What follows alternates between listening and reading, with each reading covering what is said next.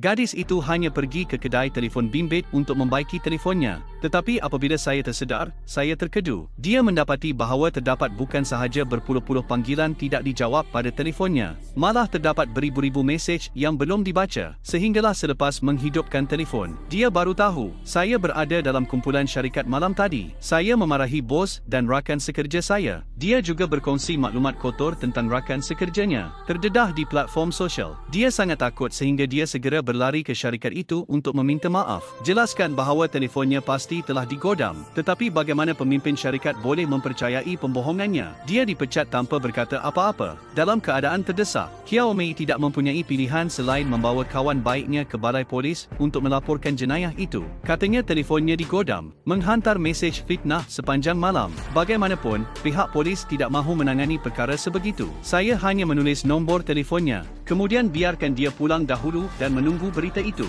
Tiada cara, Hiao Mei tidak mempunyai pilihan selain beralih kepada guru komputer yang baru saya kenali. Seperti yang dijangka, hanya apabila rakan memeriksa telefonnya, mengetahui telefonnya telah digodam. Tetapi perkara yang pelik ialah telefon itu tidak memuat turun apa-apa. Kemudian kawan saya memanggil Hiao Mei ke tepi, berkata bahawa perisian telefon bimbit tidak dapat mengawal telefon bimbitnya dari jauh. Keadaan dia, kemungkinan besar telefon itu telah diusik. Saya nampak kawan baik saya sedang mengintip ke arah saya tidak jauh. Perasaan gelisah tiba-tiba menyelubungi hatiku. Kemudian Hiao Mei menemui kawan baiknya tanpa berkata apa-apa. Tanya dia sama ada dia yang mengusik telefonnya. Tindakan ini membuatkan sahabat saya berasa amat terkilan. Dia tidak menyangka yang Hiao Mei akan meraguinya. Dengan cara ini, mereka berdua mempunyai pertengkaran besar. Dan kawan baik saya juga memutuskan untuk tidak berkawan dengan Hiao Mei lagi. Setelah mengalami banyak perkara, Hiao Mei berasa sangat sedih melihat setiap detik yang saya lalui bersama kawan baik saya. Dia sangat marah sehingga dia menjatuhkan telefonnya di atas. Tanpa diduga,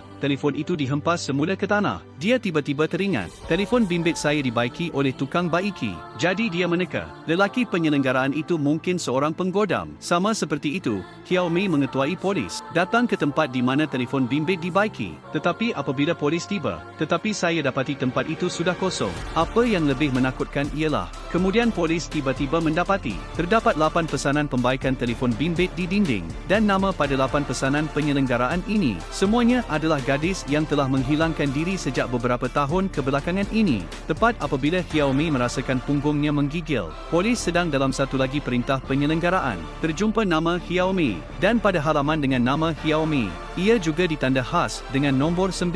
Ini juga menunjukkan kemungkinan besar Hiao Mei adalah sasaran seterusnya si pembunuh. Kejadian ini menakutkan Hiao Mei serta-merta. Untuk mengelakkan tragedi daripada berlaku, Hiao Mei tidak